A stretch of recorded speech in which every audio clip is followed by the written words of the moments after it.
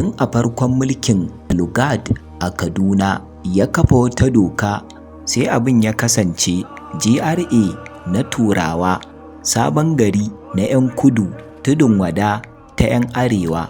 Babu ɗan Najeriya da zai shiga GRA da yamma sai da takardar izini. Idan aka kama mutum a GRA da daddare, abin da suke yi shine a ɗaura mutum ko a kore shi daga Kaduna. A ɓangaren sarauta kuma, Turawa suka ce sun baiwa sarki mulki amma suka sanya district officer. Sarki ba zai yi hukunci ba sai Bature ya amince. Duk sarkin da bai bi su ba, tuɓe shi suke su naɗa ɗan uwansa, kamar yadda suka yi wa sarkin Zazzau Malam Aliyu ɗan Sidi, suka kora shi Lakwaja.